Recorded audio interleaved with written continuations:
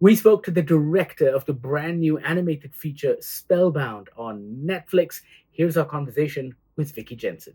So let me tell you this. I put on Spellbound. I'm sitting on my couch, and in my head, I'm being a shitty little film critic, and I'm like, "Oh, this all seems very familiar. I think I've seen this before." And then your reveal happens, and bam, I'm crying, and like just takes me by surprise, and I did not expect that. Congratulations on the movie. It's fantastic. Well, it's so wonderful of you to say and for me to hear. It really is gratifying, and I'm glad that you connected with it. I did. But tell me this. It's been 20 years since Shark Tale. You've done some live action, you've done theater. What brought you back to animation? This story brought me back to animation. When Skydance first met with me about working on it, I loved the idea right away. I just loved that it could be a new sort of fairy tale, a new idea, a spin on the princess story, because it isn't about a princess and a king and a queen and all of that. It's about the family and what really makes a family. Yeah, and I don't want to spoil anything, so let's see if we can do this as vaguely as possible. So that third act reveal blew me away, and I don't think it's been done that explicitly in an animated film. I think the only other movie that touches on a similar topic, at least in the background, is the Studio Ghibli film, The Secret World of Arrietty, which kind of skirts the issue a little bit. Could you talk to me about developing this idea of family being family irrespective of how it looks? Yeah, the movie started with that idea, with representing an aspect of families that we don't ever really see in animated movies and rarely even presented in a lot of family movies. There's a tendency to sugarcoat and make for the expected happy ending. And so the opportunity to say there are happy endings out there, even if they aren't what you expect them to be, I think is really important. And animation has always been, for me, a safe place to explore strong ideas. I remember even as a kid watching Bambi, which I don't think you could make today. No, you can't. Everyone would be so fearful of what the kids experience, in the forest when Bambi loses his mom. But it's a safe place to open up and explore stronger ideas and emotions, and an opportunity for families to talk together afterwards. You're right. Bambi, I think, The Land Before Time, heck, even Lion King Well, yeah. shows a death on screen, which you don't get. I mean, in something like Frozen, it kind of happens in an artistic way when they're on the boat in the sea, and you don't actually see it happen. And I think that kind of darkness is what made those animated movies so great. It's what people like Roald Dahl never shied away from because children get it. We don't talk down to children.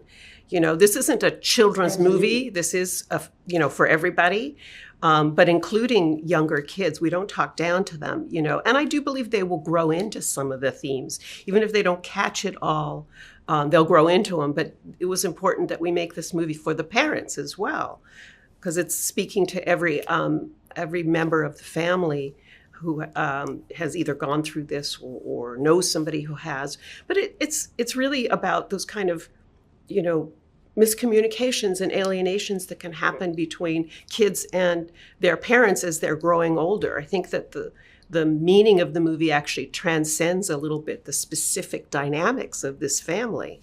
Absolutely. Can you talk to me about what's changed for you over the last 20 years? I'm sure animation, as you know it, is so different from Shrek and Shark Tale, and now the way they do things with Spellbound.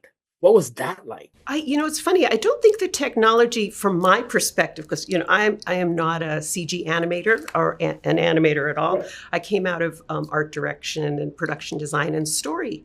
The story department where we still draw everything.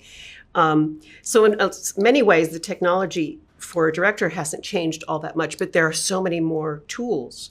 But things are still just as hard and just as complicated in a lot of ways. A crowd scene is still difficult. Doesn't matter if it's CG or, 20 years ago or now. I think probably my animators in that department might argue a little bit, but it still takes the time it takes, still takes really great artistry to animate in CG. That we've never evolved a button that says make emotional or a button that says make funny, right? That's that land of AI is too far away, and I'm glad for that, because you can still really feel the human touch and the human artistry behind the technology.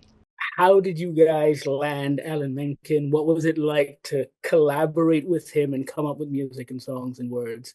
It was unbelievably amazing and a great honor, and just it's indescribable working with Alan Menken. He's a doll. He's lovely. He's hilarious. He's as hyper as a hummingbird, and just unbelievably talented. You got to have a piano in the room with him because he thinks with his hands. You know, he verbalizes with his hands and demonstrates like, this is what I mean, and it's just marvelous. So working both with Alan Menken and Glen Slater, who's our lyricist, was vital to the development of how to tell the story, because we were going to tell it as a musical. So how does that work? I mean, in the script, for example, are there just feelings? Is it just a mood board with regards to what kind of song you want, and then you give him that, and then he comes up with something? Or is it everyone in the room in a collaborative process? It's more like everyone in the room. So we do have a script, but it does evolve. It's a kind of a living organism. It, you know, as the artist's storyboard, you know, the scenes come to life, dialogue changes a little, even the intent of the scene remains the same. We're open to work with it. You have to think of like rehearsal on a Broadway stage. You know, things evolve. Actors internalize and then personalize, and this was so true for the music. So the Alan and Glen and our music producer Chris Montan, who's just he's been with Alan since Little Mermaid, were vital in helping us understand how you tell a story in a musical. You don't want to stop the story and then do a song about an emotion, right? Our songs keep carrying the story forward. You start in, you know, even the beautiful song, The Way It Was Before, the one that Elian sings early in the movie explaining what she wants. It's the classic I Want song. But even then, it has a resolve to move forward at the end. You know, I wish there was a way back. And by the end, she goes, I know there was a way back, and she's going to take action to make it happen. So the best songs keep the story moving forward, keep adding to the information, so you don't just stop in a moment and sort of put parentheses around that moment. So those guys were really key to help us understand how we could keep telling the story in a musical. Oh, fantastic. I've got like a minute left, but I just wanted to very quickly talk about the I Want song, because you led very nicely into it. The I Want song here is quite different in that I think by the time you reach the reprise, it is the same words, but a completely different meaning. Oh, you're talking about My Parents Are Monsters? I think you're talking about the opening song. No, she does The Way Before again towards the end, right? In the third act. Yes, you're right. Yes, she does, right? Yes. And you're correct. I thought that was very cunning and clever. Yeah. Because she doesn't have to change the words very much, but the meaning is completely different based on the last hour and 40 minutes that we'd seen. Yes, that's true. So, yes. Yeah. But no. I can't add to that. You worded it beautifully. Congratulations on the film. Oh, thank you. But no, congratulations on the film. It was so surprising to me, and I really enjoyed it. So thank you so much. Thank you. And I think parents and kids are going to have a blast. Okay, I hope you're right. Thank you. Mom! Wow. Spellbound is now streaming on Netflix. Check it out and let us know what you think. Let us know what your kids think. Sound off in the comments. And thank you so much for watching.